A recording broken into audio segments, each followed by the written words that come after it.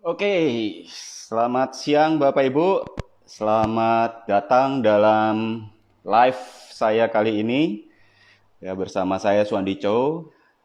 Di sini saya ingin berbagi ide-ide bagaimana kita bisa tambah income. Oke, selamat datang Bu Yeni ya. Ide-ide bagaimana kita bisa tambah income dalam situasi work from home. Selamat datang Pak Petrus ya. Nah, jadi untuk kita bisa tambah income dalam situasi work from home, kita perlu yang namanya strategi ya. Bagaimana supaya kita makin produktif dan makin produktif dan makin cepat dalam memproses sesuatu informasi ya. Jadi hari ini saya akan mengundang satu narasumber yang sudah berpengalaman banget dalam meningkatkan produktivitas ya, Nah, jadi makanya hari ini kita akan bahas topik tersebut. Beliau adalah seorang penulis ya, penulis 4 buku nasional bestseller. Ya, jadi hari ini benar-benar kita sangat beruntung kita bisa belajar langsung dengan seseorang yang memang pakar di bidangnya. Bagaimana sih kita bisa lebih produktif, bagaimana kita dalam belajar sesuatu bisa lebih cepat sehingga apa yang kita inginkan menjadi lebih cepat tercapai ya. Jadi beliau udah datang Bapak Ibu ya, beliau udah datang. Saya ingin langsung undang aja Pak Agus ya, Pak Agus. Oke, Pak Agus bisa masuk ke request chat Pak Agus ya, Pak Agus baca kilat ya. Jadi hari ini kita akan belajar dengan Pak Agus. Pak Agus baca kilat. Oke, kita akan langsung undang dengan Pak Agus ya, Pak Agus baca kilat. Nah, beliau adalah seorang expert ya di. Halo Pak Agus. Halo Pak Suwandi, mentor Pak saya di Agus. digital marketing. Terima kasih Pak Agus. Hari ini kita ngobrol-ngobrol nih Pak Agus, ya Yes Pak, bagaimana dengan senang kita hati. bicarakan tentang kurikulum nih ya, bagaimana menguasai digital, kurikulumnya bagaimana, tujuannya supaya kita lebih produktif dan kita lebih cepat menguasai sesuatu. Nah, tadi saya udah intro sedikit tentang Thank you Pak. backgroundnya Pak Agus, namun belum afdol kalau Pak Agus belum cerita sendiri nih, ya jadi tolong Oke, diceritakan gitu Pak Agus. ya backgroundnya saya mulai dari mengajar, saya mengajar matematika, fisika, kimia. Oke. Jadi saya mantan mafia ini. Wah. Nah, memang panggilannya tuh mengajar karena dari dulu saya lebih suka mengajar. Jadi sempat saya kuliah di kedokteran, tapi akhirnya saya meninggalkan dunia kedokteran dan fokus ke dunia bisnis dan mengajar. Dan Mm-mm. akhirnya karena dorongan untuk belajar itu tinggi, kita samalah dengan teman-teman semua ya. Kita selalu beli buku, beli buku, beli buku, beli buku, tapi kecepatan membeli buku lebih tinggi daripada kecepatan menghabiskan buku. Oke. Ya, akhirnya kita lebih hobi beli buku daripada menuntaskan buku. Oke. Ya, akhirnya saya mencari berbagai sumber daya, bagaimana caranya supaya saya bisa menuntaskan buku ini dengan lebih cepat. Karena pada akhirnya kita perlu menuntaskan buku dengan cepat supaya kita bisa mempraktekannya. Betul kan ya? Mm-mm. Ngapain Betul kita banget. baca buku, terus ya kita nggak praktekin, kita nggak kemana-mana gitu. Mm-mm. So, akhirnya pendek cerita, saya ketemu dengan brain based learning, cara kerja pikiran kita seperti apa, bagaimana kita menggunakannya untuk belajar, dan akhirnya mulai tahun 2009 itu saya mulai mengajar baca kilat. Nah, Hmm. dari situ saya belajar bahwa dua hal yang paling penting yang bisa membuat kita produktif, menguasai apapun dan kita bisa eksekusi apapun yang kita inginkan untuk mencapai goal kita adalah kita punya kemampuan belajar yang cepat dan kita punya skill yang bisa membuat kita fokus dan produktif.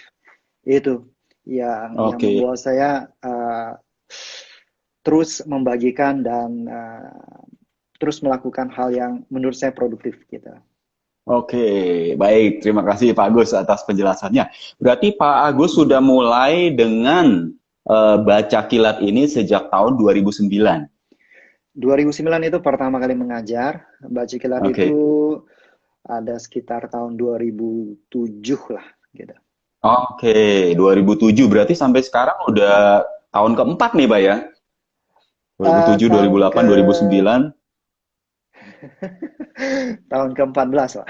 Wah, yang 14. Oke, matematika saya jelek nih, Pak ya. Oke, Ya ya awal-awal tahun itu juga ke-14 kita ya.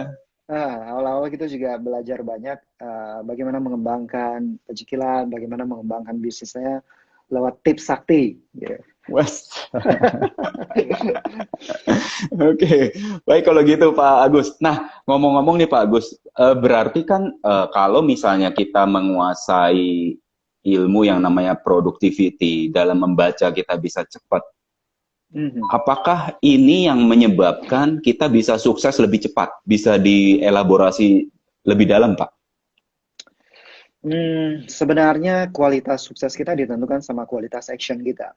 Nah, kualitas action kita ditentukan sama pengetahuan yang kita miliki. Jadi, yang perlu kita lakukan adalah kita harus bangun kejelasan dulu. Jadi, eh, setelah mengajar Bacikrat sekian tahun, saya melihat bahwa banyak orang yang, oh saya mau, mereka terlalu fokus pada membaca. Oh, gimana caranya saya bisa membaca dengan lebih baik, gimana saya bisa semangat membaca, gimana saya punya dorongan membaca yang besar. Banyak dorongan yang muncul seperti itu. Tapi sebenarnya sebelum kita masuk ke teknik membaca, kita harus bangun kejelasan buat diri kita sendiri dulu. Jadi, Mhm. kenapa kita harus bangun kejelasan kepada diri kita? Karena basically sumber daya terpenting kita adalah waktu. Kita nggak punya Hmm. banyak waktu. Kita semua punya waktu yang sama, 24 jam. So, Mhm. kunci untuk kita lebih cepat menuju kesuksesan adalah bagaimana kita menggunakan 24 jam ini. Oke? Okay? Hmm. Dan awalnya saya berpikir bahwa 24 jam ini ya kita kerja keras yang lebih banyak. Lebih banyak jam yang Oke. kita habiskan untuk bekerja keras. Tapi apa yang Mhm. terjadi? Kalau kita bekerja keras terus, itu sama seperti kapak yang kita pakai terus untuk menebang pohon. Tapi kita tidak Mhm. menyempatkan waktu untuk diasah, ya Oke. kan? Nah, kalau kita tidak mengasah kapak kita dalam konteks mengasah kapak dalam diri kita adalah meningkatkan skill kita, pengetahuan kita, kapasitas kita untuk bisa bekerja dan itu kita dapatkan dari belajar dan baca buku.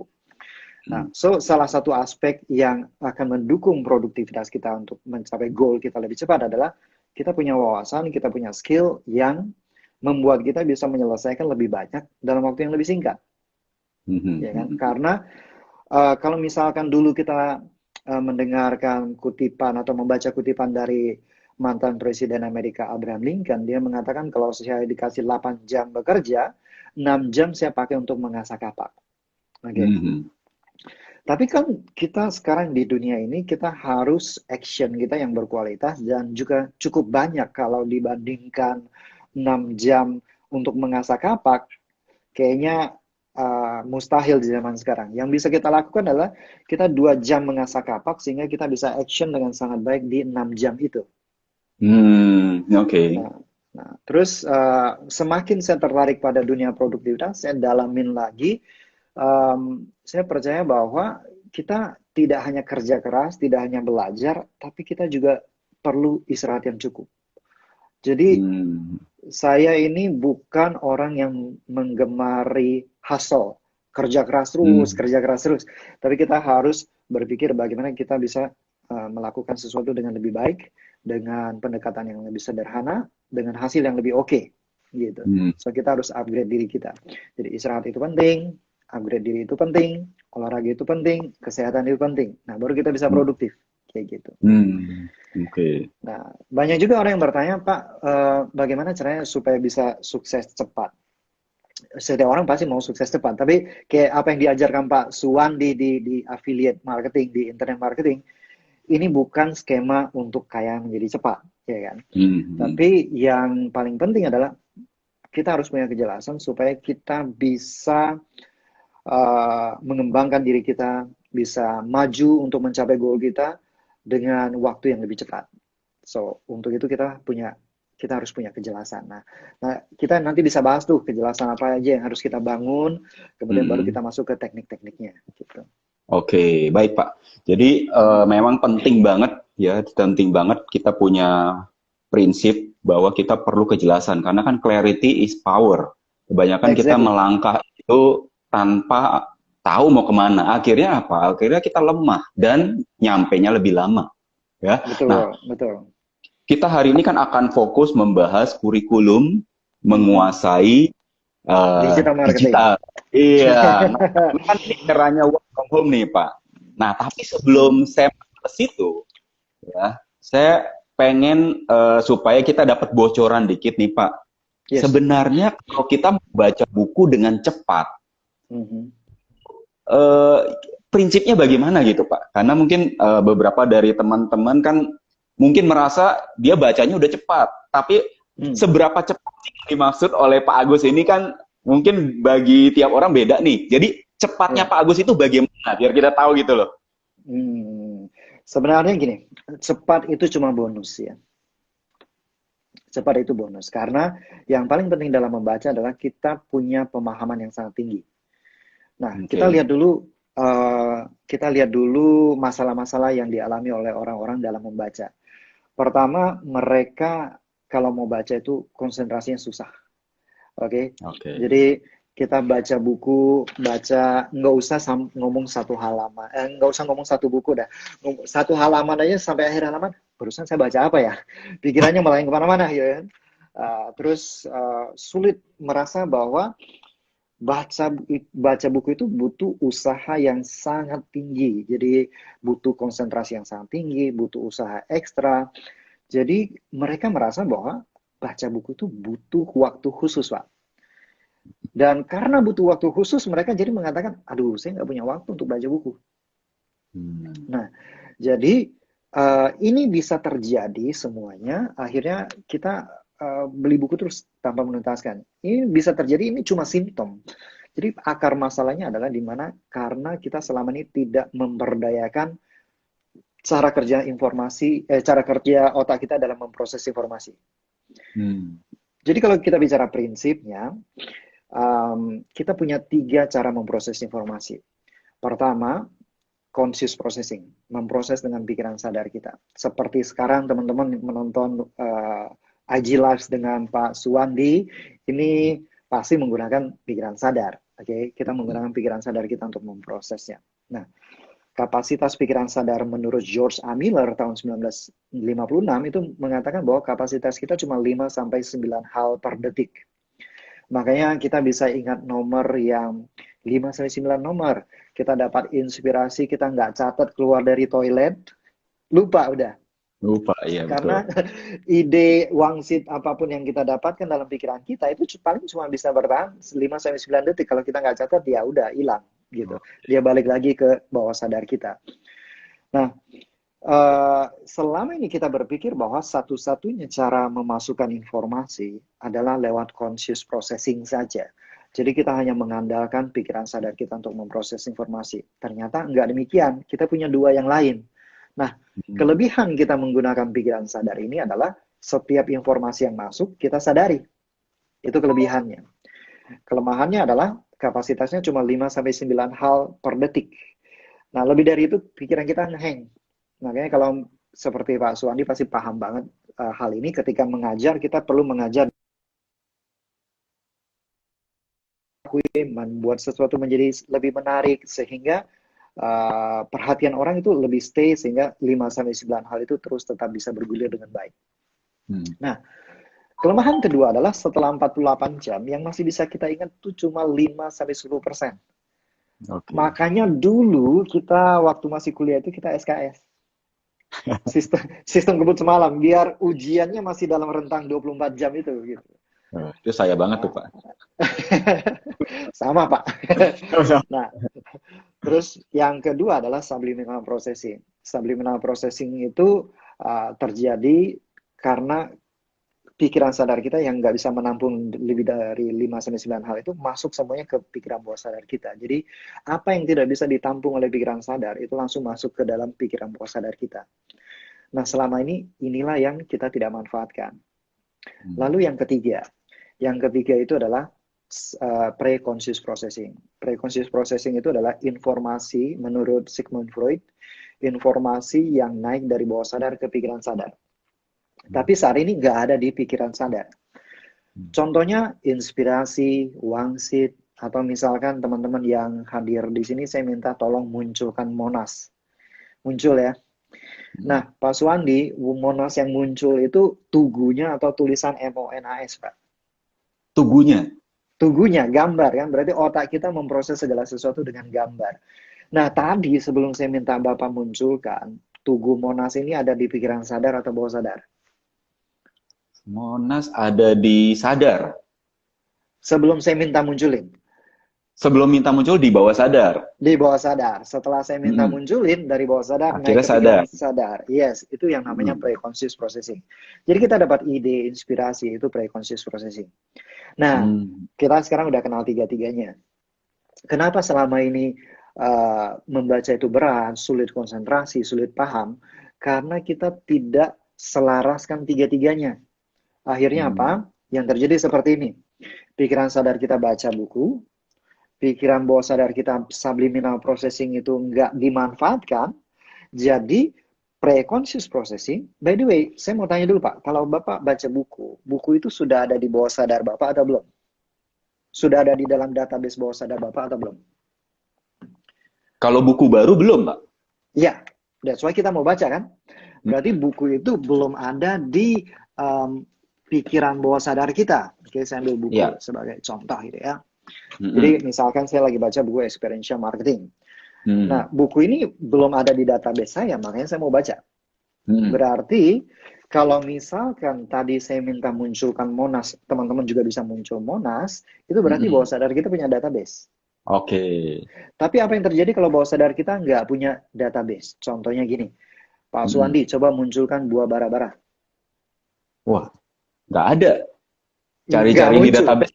Iya. Iya. Jadi kalau tadi Monas, saya bilang, Pak munculkan Monas, Bapak ketik di Google kepala, MONAS, enter, langsung muncul Monas. Karena ada di database bawah sadar. Ketika saya bilang buah bara-bara, Google-nya nyari, bilang, found not found. Jadi, karena bawah sadar kita nggak punya database, dia nggak bisa memberikan kita referensi. So, apakah karena dia nggak bisa memberikan referensi, terus bawah sadar akan diam aja? Ternyata enggak. Dalam waktu 24 jam, pikiran bawah sadar kita akan terus memberikan referensi, membombardir referensi sebanyak 60.000 sampai 80.000 buah pikir. Nah, jadi kita baca buku nih. Kita kan belum punya referensi itu di bawah sadar kan? Kita nggak bisa bilang, bawah sadar, lu diam ya, jangan kasih referensi ke saya, ini buku baru, lu belum tahu lah, gitu kan. Kita nggak bisa bilang gitu, dia pasti memberikan referensi. Nah, karena dia nggak punya referensi buku ini, apa yang dia berikan? Apapun yang dia punya. Kucing belum mandi, sosial media belum dijawab, pekerjaan belum selesai, anak belum makan, ini belum masak, jemuran belum diangkat, dan lain-lain. Akhirnya pada saat kita baca, pikiran bawah sadar, kita masukin konten buku ini, katakan konten buku ini X, bawah sadar ngirimin A, ngirimin B, ngirimin C, ngirimin D, dan lain-lain ke pikiran sadar.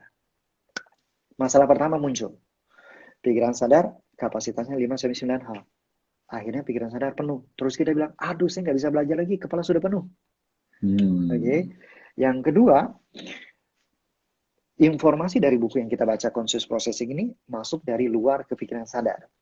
Informasi yang diberikan dari bawah sadar itu dari dalam, ya, dalam diri kita, dari bawah sadar, naik ke pikiran sadar. Nah, Bapak dengar orang dalam atau orang luar, Pak? Orang dalam. Orang dalam. Sama dengan pikiran kita. Dia dengerin orang dalam. Jadi ketika dari luar kita memasukin X ke pikiran sadar kita, dari bawah sadar ngirimin A, B, C, D, F, G, yang kita proses A, B, C, D, F, G, H, I. Jadi pada saat kita baca buku, baca, seolah-olah kita baca buku, tapi pikiran bawah sadar, pikiran sadar kita memproses referensi dari bawah sadar. Akhirnya apa? Kita merasa pikiran kita malah yang kemana-mana. Barusan saya baca apa ya? Nah, itu yang sering terjadi. So, baca kilat adalah sebuah sistem yang mengorkestrakan. Jadi, pikiran sadar memproses informasi X. Nah, kita perlu membuat pikiran bawah sadar memproses informasi X duluan. Jadi Hmm. dengan subliminal processing, kita masukin nih isi buku ini ke bawah sadar. Nah, kelebihannya adalah satu, cuma butuh waktu 10 menit. Dua, sudah bisa memasukin seluruh isi buku ke bawah sadar kita. Tapi kelemahannya adalah pada saat 10 menit itu, pikiran sadar kita belum tahu apa-apa.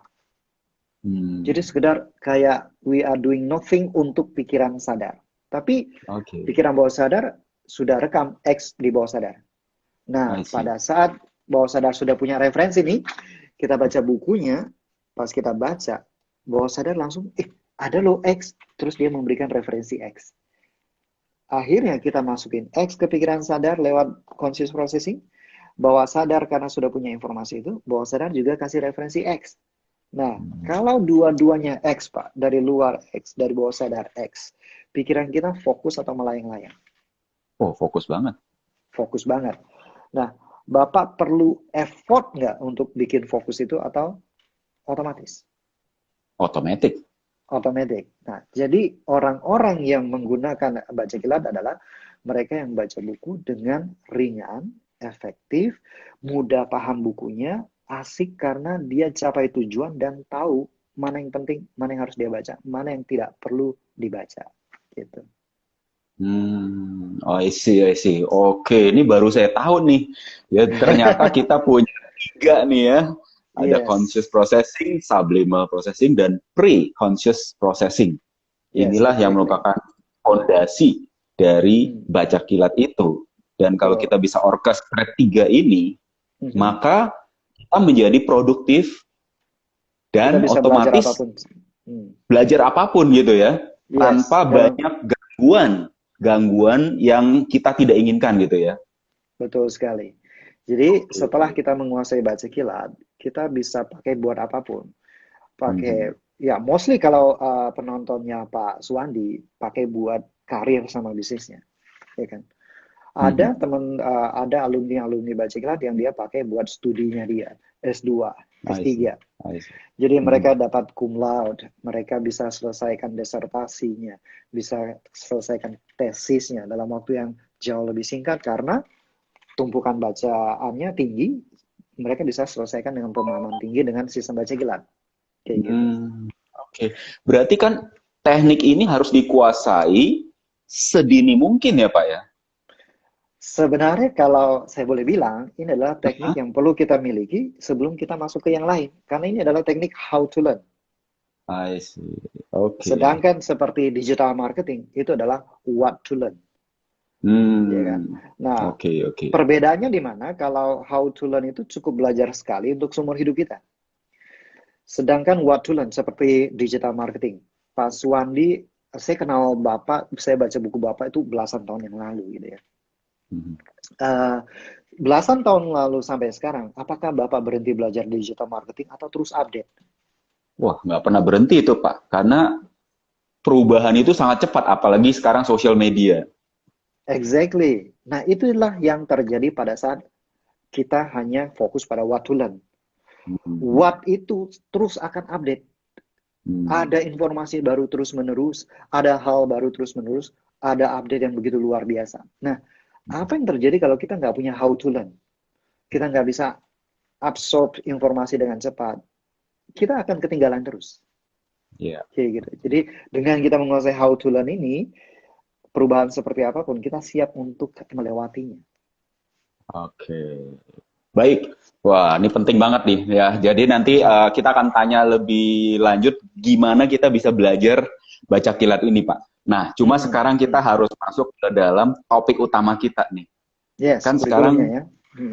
sebelumnya kita kan mau menguasai digital marketing nih, ya kan? Kita pengen Yes. supaya dalam waktu yang efektif kita sudah menguasainya. Tentu kalau kita punya kurikulumnya kan kita tidak mengalami fase yang Bapak bilang trial error.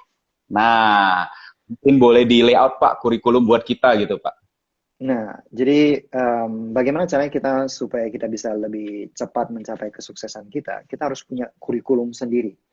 Mm-mm. Kita lebih cepat supaya apa? Supaya kita, ya tentu kita mau capai hemat waktu, kita mau hemat waktu untuk mencapai kesuksesan kita. Kita nggak mau capai sukses di usia 90, ngapain gitu kan? Kelamaan, Pak. Ya, jadi kita perlu hemat waktu supaya kita bisa fokus juga, supaya kita terhindar dari uh, sekarang zaman sosial media begitu luar biasa, internet marketing di mana-mana, shiny object syndrome. Kayaknya ini lebih bagus, Hmm. kayaknya itu lebih bagus gitu. Akhirnya kita Ya, pindah-pindah. Oh, kayaknya loncat ya, sudah Pak. zaman sekarang digital marketing bagus. Oh, nanti ini forex bagus. Oh, nanti properti bagus. Terus pindah-pindah. Hmm. Nah, kalau kita pindah-pindah seperti ini, kita nggak akan pernah mendalami, ya kan? Jadi mereka yang sukses kayak kayak Pak Suwandi sukses di digital marketing karena Bapak nggak pindah-pindah. Hmm. Bapak istilah Mandarinya tuh immersion dulu. Satu pintu Bapak dalemin terus sampai jadi pakar di situ. Jadi itu kan kunci suksesnya. So, kita harus membuat itu semuanya. Nah, simpelnya saya rangkum dalam 5 langkah, tapi 5 langkahnya sebenarnya lebih detail lagi. Mungkin saya bisa Hmm. bagikan pelatihan gratis buat teman-teman ya. Oh iya, boleh Pak. Silakan Pak. Justru kita butuh banget nih. Saya udah menyiapkan ini yang kita bahas live hari ini itu versi singkatnya. Ya, saya Hmm. akan kasih 19 video pelatihannya saya secara free untuk bagaimana kita Oke. bisa menyusun visi sampai kurikulum Mandiri seperti yang Ya. versi panjang yang akan saya jelaskan ini. Sebentar saya ketik Yes. Ya. pelatihan. Ya, sambil Pak Agus ketik, kalau teman-teman ada yang mau bertanya, silakan ditulis. Nanti saya akan coba tanyakan ke Pak Agus ketika kita ada waktu sesi menjawab pertanyaan. Oke, ini saya pin Pak ya. Oh, baik Pak. So itu Oke. singplanner.id garis miring pelatihan sing planner. Nah, di pelatihan ini kita mau bahas versi panjangnya yang mau kita bahas hari ini. Untuk bisa Mhm. punya kurikulum mandiri, kita harus punya visi yang jelas. Nah, Mhm. 10 tahun lagi kita mau jalanin hidup seperti apa? Setiap orang pasti beda-beda, oke? Nah, saya nggak tahu visinya Pak Suwandi seperti apa. Kalau visinya saya share sedikit. Saya adalah orang yang mau punya freedom. Dalam arti, kalau misalkan saya berkarir, saya diminta untuk mengajar, saya mengajar karena memang saya lagi mau mengajar, bukan karena saya terpaksa harus mengajar. Mhm. Oke. Kemudian saya mau punya sumber penghasilan dari berbagai sumber yang membuat saya mau kerja atau enggak, itu pilihan saya. Dan saya bisa keliling kemana-mana. Nah, itu kita bangun visi itu dulu. Nah, Oke. setelah kita punya visi yang jelas, oke, inilah visi yang saya mau. Ini loh yang membuat saya berjuang. Ini alasan personal saya kenapa saya mau bekerja 10 jam sehari. Seperti itu. Oke. Mhm. Nah, setelah kita punya visi yang jelas, yang kedua kita bikin goal jangka pendek. Ya, goal jangka pendek berapa pendek sih? Itu adalah Mhm. 12 minggu. Mhm. Jangan bikin goal setahun. Karena kalau goal setahun tuh biasanya resolusi tahun baru ya Pak, hanya Mhm. 4% orang yang mencapainya. 90-an Mhm. persen itu lupa resolusinya di bulan Februari. Ada Dan yang akhir biasanya Pak. biasanya ya belum belum pada saat kita bikin kita semangat banget, tapi pada saat kita menjalankannya kita masih mikir tenang masih ada 11 bulan, Yes. tenang masih ada 10 bulan, dan akhirnya pada saat menjelang deadline baru kita sibuk pontang-panting. Mhm. Karena itu kekuatan dari deadline. Semakin jelas deadline, semakin kita bisa um, produktif. Semakin kita tidak menunda. So, kita harus bikin goal 12 minggu. Nah, kalau visi itu kita begin with the end in mind, kita mau gaya hidup kita seperti apa, kesehatan kita seperti apa, penghasilan seperti apa, kontribusi kita seperti apa, relasi kita seperti apa, kita rancang itu begin with the end in mind. Di goal jangka pendek, kita mulai dari lihat titik sekarang, 12 minggu ke depan, sejauh apa yang bisa saya capai untuk mendekatkan saya dengan visi saya. Mhm. Gitu. Nah, kalau sudah punya goal itu, kita harus bikin prioritas. Saran saya sih, 12 goal ini, kita harus bikin minimal 10 hal, 10 goal. Setelah Oke. bikin 10 goal, kita bikin apa yang saya sebut dengan highest first. Highest first itu nanti teman-teman yang ada di pelatihan yang sudah dipin sama Pak Suwandi bisa membuat highest first proses seperti ini. Nah, ini highest first proses yang akan menentukan dari 10 goal jangka pendeknya saya ini, Hmm. Em, mana yang paling prioritas. Jadi kalau udah ketemu mana yang paling prioritas, selama 12 minggu ke depan, semua energi kita, waktu kita, usaha kita, arahkan untuk mencapai satu goal itu. Nah, itu yang disebut dengan highest first. Nah, sekarang highest satu, itu visi. Dua, goal jangka pendek dan prioritas selama 12 minggu ini yang mana. Yang ketiga, prioritas itu di breakdown sampai langkah-langkah kecil, sampai kita bisa eksekusi satu hal demi satu hal. Nah, dari situ, contohnya gini lah ya, visinya katakan visi yang saya tadi, goal jangka pendek, goal jangka pendeknya saya buat sekarang, situasi seperti pandemik saat ini, maka salah satu sumber income yang paling make sense adalah menjalankan affiliate marketing. Oke, saya nggak perlu Hmm. punya produk, saya perlu tahu cara bagaimana menjual produk orang lain dan saya dapat komisi. Oke, itu cara yang paling make sense saat ini. Salah satu cara yang paling make sense saat ini. Itu goal jangka pendek saya. Oke, so saya mau menjadi seorang yang bisa menghasil goalnya. Saya menjadi seorang yang bisa menghasilkan dari digital marketing, khususnya affiliate marketing. Oke, Hmm. itu misalkan jadi prioritas. So, langkah ketiga adalah rencana ini di breakdown. Goal ini di breakdown menjadi langkah-langkah kecil. Oke, supaya saya menjadi seorang digital marketer yang baik, yang handal, yang bisa menghasilkan dari affiliate marketing. Saya harus lakukan apa? Oh, Hmm. satu, saya harus research misalkan. Saya harus research kepada siapa saya harus belajar. Hmm. Dua, beli produk terbaik yang hasil riset saya. Tiga, terapkan dan hasilkan dari uh, affiliate marketing. Nah, yang pertama, melakukan research itu di breakdown lagi, Pak. Hmm. Di breakdown lagi menjadi 3 langkah. Oke, melakukan research ini apa aja? Satu, saya cari referensi. Dua, saya googling. Tiga, saya cari review-reviewnya. Misalkan gitu kan. Hmm. Terus langkah kedua adalah mulai uh, dari situ ya udah pilih satu pelatihan yang terbaik. Nah, di sini banyak orang yang mereka pikir kalau mau dalamin sesuatu, mereka belajar dari banyak sumber.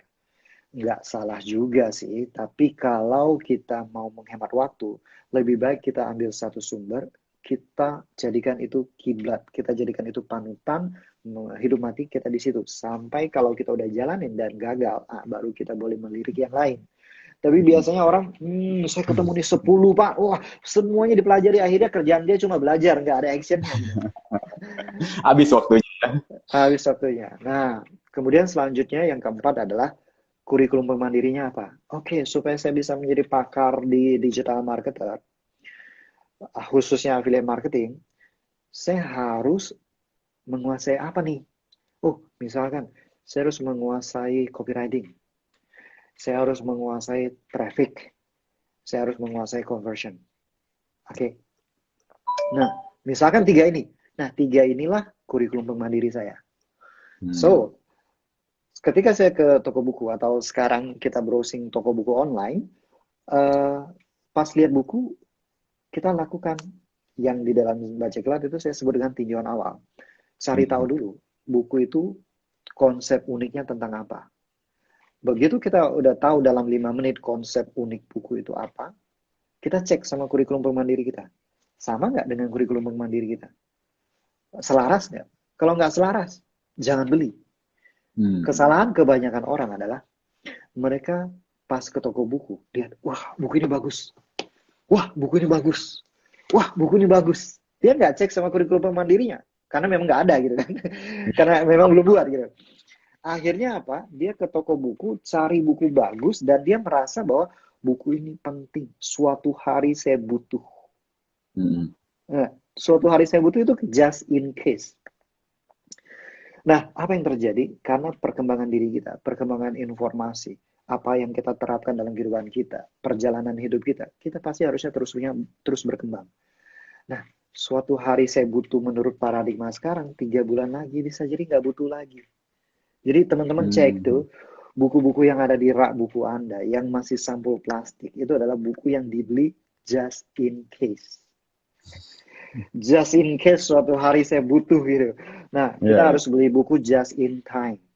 Mhm. Ini yang saya butuhkan sekarang. Sesuai sama kurikulum Mandiri yang saya mau eksekusi sekarang, beli dan baca. Nah, dengan melakukan itu aja, kita akan punya dorongan membaca yang jauh lebih tinggi, Pak. Nggak usah Hmm, repot-repot pakai teknik macam-macam, gitu. oke. Gitu. Iya, iya. Nah, setelah punya kurikulum Mandiri yang jelas, kita seleksi buku yang jelas, ya selesaikan bukunya, action. Itu langkah Hmm. kelima. Ya, selesaikan bukunya dan action. Seperti itu. Itu yang perlu kita lakukan. Oke. Jadi kita nggak akan kena shiny object syndrome. Kayaknya itu bagus deh. Kayaknya itu bagus deh. Dan nggak ada habisnya itu. Gitu kan. Iya, iya. Berarti 5 langkah itu ya, Pak ya? 5 langkah ini. Jadi saya ulangi, Oke. visi yang jelas, kemudian goal jangka pendek dan harus ditentukan mana prioritasnya, Hmm. kemudian fungsinya apa sampai breakdown langkah-langkah kecilnya, lalu Hmm. untuk bisa mencapai itu kurikulumnya apa? Hmm. Kurikulum pemandirinya apa? Harus belajar apa aja, buku apa aja yang harus saya baca, atau topiknya itu apa. Nah, mungkin nanti Pak Suwandi akan share untuk Anda bisa fokus untuk menjadi handal di digital marketing. Ini mesti urutan belajarnya apa aja dulu, gitu. Hmm. Lalu langkah Iya, kelima, iya. Oke. belajar dan take action, Pak. Gitu. Betul. Jadi kalau kita lakukan 4 langkah yang di depan, yang nomor 5-nya enggak dilakukan, percuma ya, Pak ya? Iya, jadi orang pintar aja, Pak. Jadi orang pintar. Jadi kalau Oke. beli buku terus tanpa dibaca itu kelihatan pintar. Kelihatan pintar. Iya, kalau beli buku terus terus dibaca itu pintar, tapi tidak action, nggak kemana-mana. Nah, kebanyakan begitu ya, Pak ya. Karena beli bukunya adalah just in case, Just in case. bukan just in time.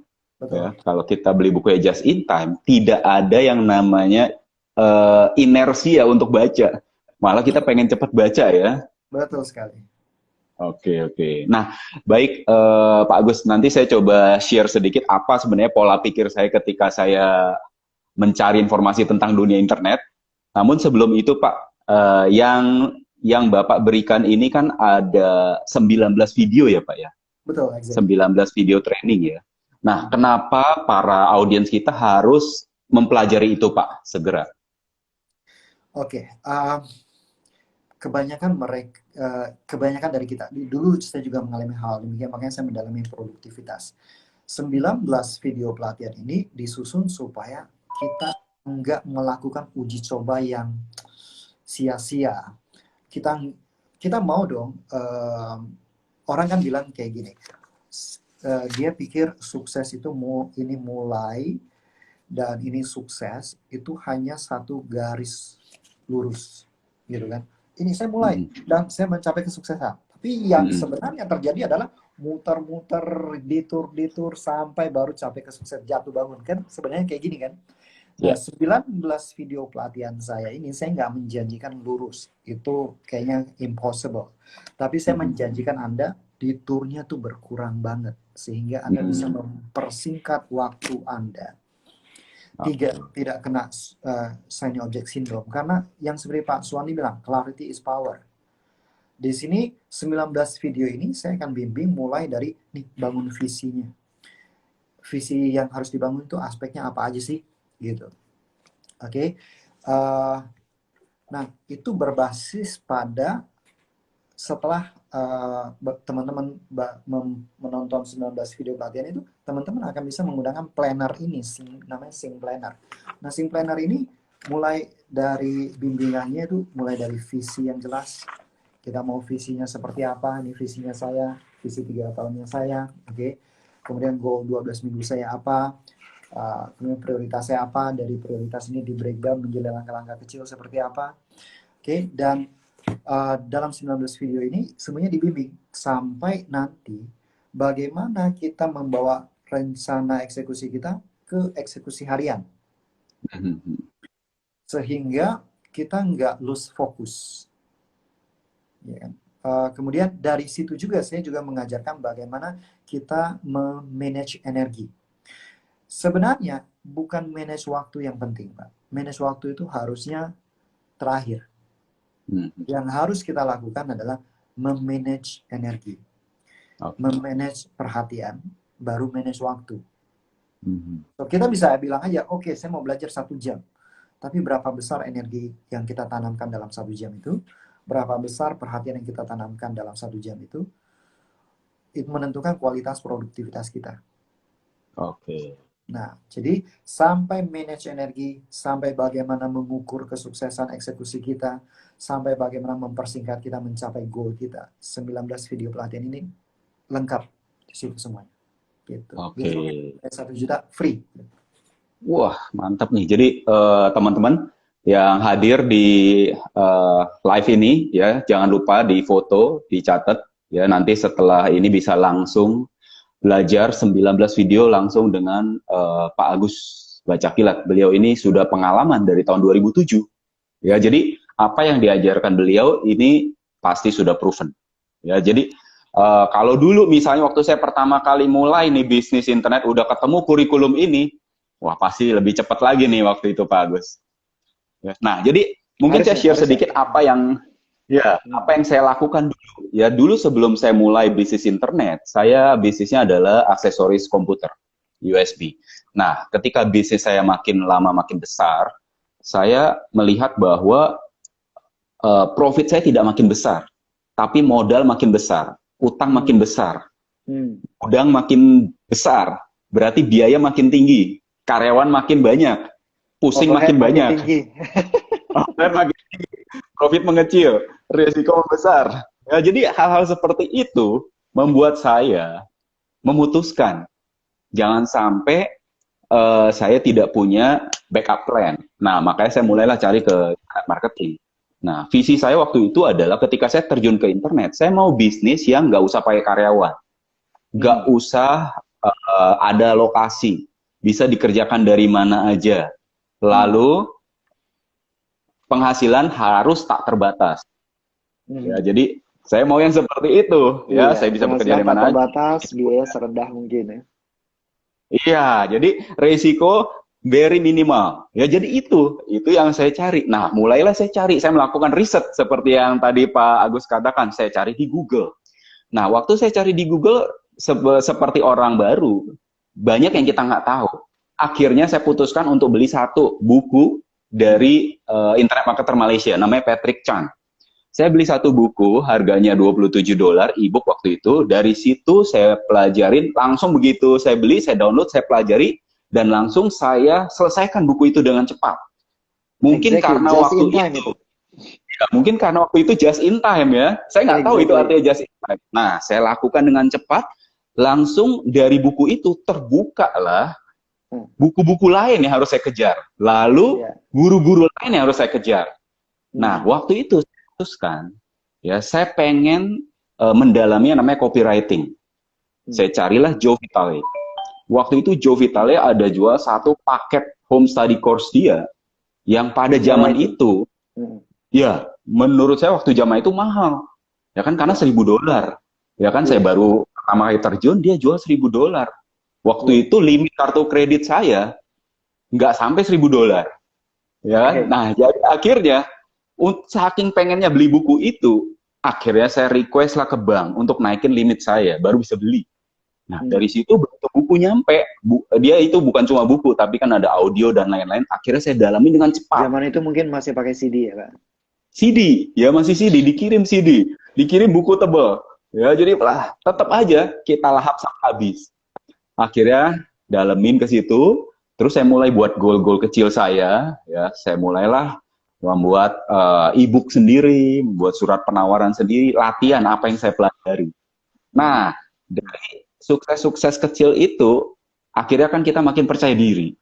Setelah makin percaya diri, makin melakukan yang next step, makin melakukan yang next step, dan saya tetap selalu fokus pada satu hal, yaitu saya akan mencari informasi yang berhubungan dengan konversi. Waktu itu yang saya tahu cuma copywriting. Ternyata copywriting itu lebih dalamnya adalah konversi. Jadi sekarang ini yang saya dalami ya semua yang seputar itu. Semua hal yang bisa memperkuat konversi pasti akan menjadi goal saya. I Nah, see. kurang lebih gitu, begitu Pak Agus. I see. Pengalaman saya. I see. Nah, itu kan juga Bapak akhirnya harus jatuh bangun, coba sana, coba Oh iya, sini gitu kan. pasti itu. Sampai ya Bapak tadi share juga kalau saya tahu susun kurikulum mandiri, maka saya akan jauh lebih Mm-mm. cepat lagi gitu kan. Nah, ini Betul. mungkin bisa di-share Pak. Seandainya kalau katakanlah saya mau mulai digital marketing, Mm-mm. maka step one saya yang membuat saya tidak usah nyari kemana-mana, tidak tergoda sama shiny object syndrome. Mm-mm. Step one, step two, step three, apa aja sih yang harus saya pelajari sampai saya bisa benar-benar jauh lebih menghemat waktu. Karena pada dasarnya kita mau sukses pasti kita mau membeli waktu kan Pak. Ya, betul Pak. Contohnya zaman sekarang kita pasti beli waktu, ya zaman kayak gini, kadang-kadang kita sibuk work from home, nggak sempat masak, kita pakai ojek online. Mm-mm. Kan kita beli waktu juga, gitu kan. Beli waktu.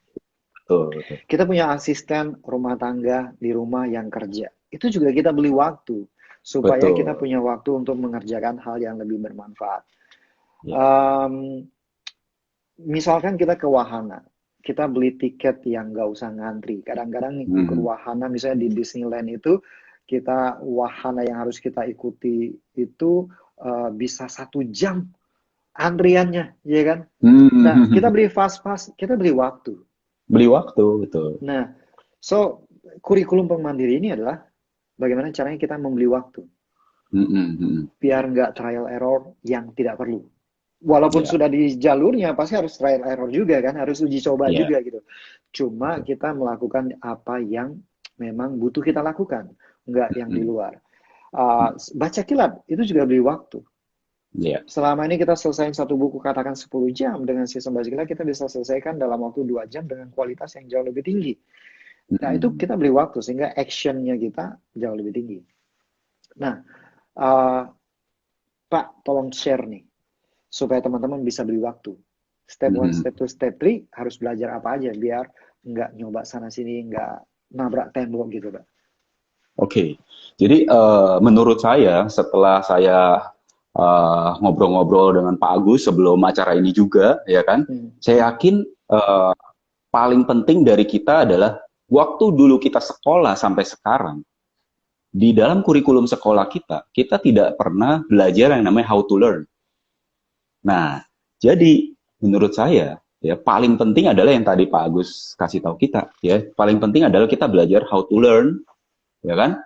Terus kita punya kurikulum yang sudah proven seperti yang Pak Agus berikan di sini, ya kan?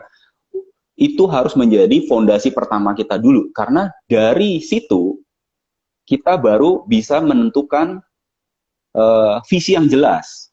Dari visi kan nanti kita bisa breakdown menjadi jangka pendek, menjadi prioritas-prioritas kecil, baru next step-nya, ya kan? Nah, jadi menurut saya langkah pertama uh, untuk menghemat waktu kita, ya kuasai cara belajar, ya terutama baca kilat itu membeli waktu.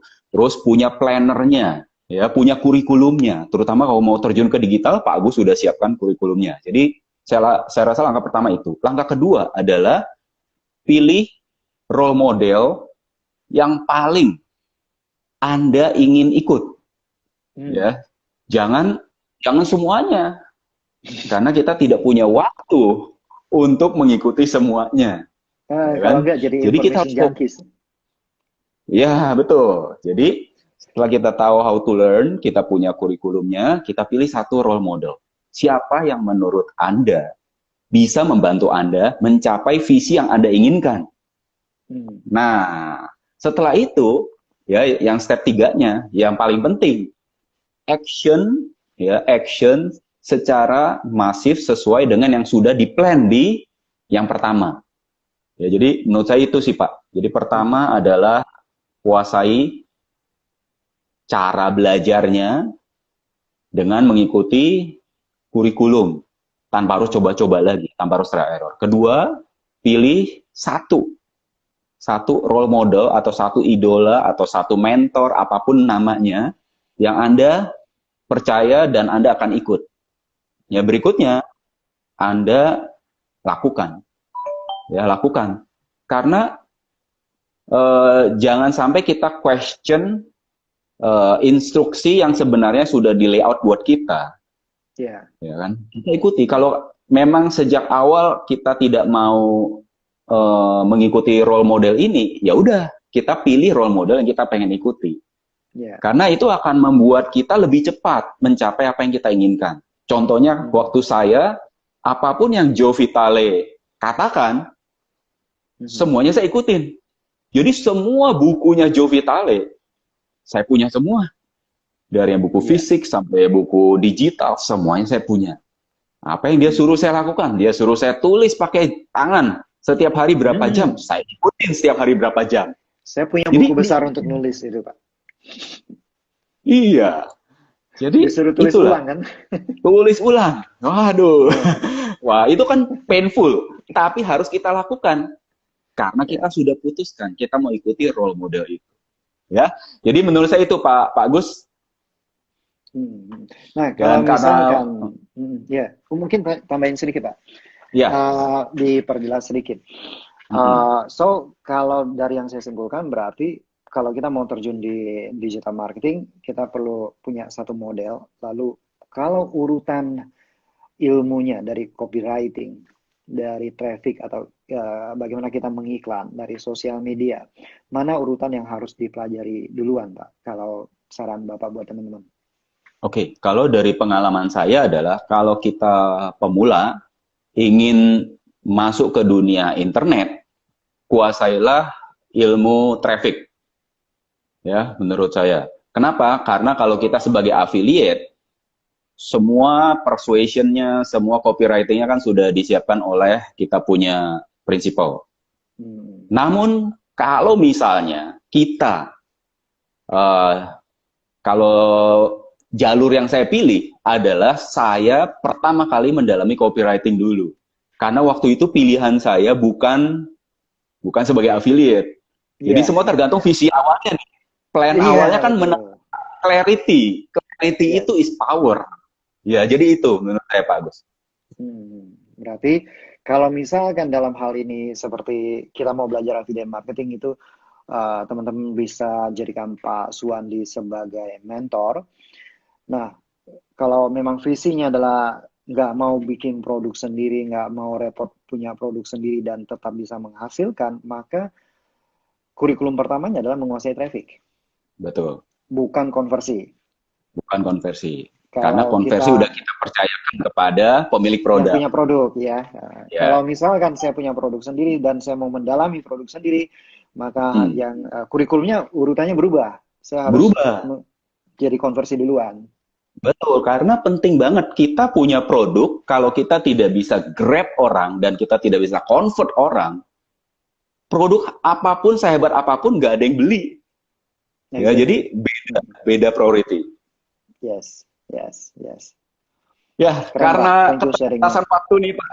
Ya, ini Pak Agus, kalau kita bicara sama Pak Agus ini waktu mungkin seharian nggak cukup. Makanya kalau workshopnya Pak Agus, walaupun sudah berhari-hari tetap aja kurang ya Pak Agus ya. Banyak yang bilang nggak berasa udah jam segini gitu. Betul. Kenapa? Karena Pak Agus ini memang sangat ahli men-orchestrate proses belajar kita dari conscious, subliminal, sama pre-conscious. Ya, jadi kita itu seperti nggak belajar, tapi masuk semua. Nah, jadi makanya karena keterbatasan waktu nih, saya sarankan kepada teman-teman untuk ambil 19 video training gratis dari Pak Agus. Ya, ini semua udah proven, pelajari dengan baik, ya, pelajari dengan baik. Nah, sebelum kita akhiri, saya pengen Pak Agus pesan untuk para audiens nih, bagaimana supaya mereka lebih produktif dan lebih bisa menghadapi era work from home ini, Pak. Ya, work from home ini adalah sesuatu yang pandemik seluruh dunia ini kebanyakan orang tidak siap. So, bagaimana kita bisa memanfaatkan waktu dengan baik supaya kita tetap produktif adalah kita harus punya kejelasan. Mungkin juga, ya Pak Suwandi, mungkin juga kita perlu sampai harus meriset kehidupan kita. Hmm, Kita ulang lagi. Kalau misalkan ini tidak pernah berakhir, what will we do? Apa yang akan kita ya, lakukan? Ya kan? betul. So kita harus meriset itu semuanya. Dan teman-teman, 19 video pelatihan ini saya yakin sangat bisa bantu teman-teman untuk meriset semuanya dari awal. Hmm, Ya, kemungkinan setelah pandemi ini kita mulai dari nol lagi semua loh. betul, betul. Iya, kemungkinan seperti itu. Jadi penting banget untuk memanfaatkan masa work from home ini untuk meriset kembali kehidupan kita seperti apa.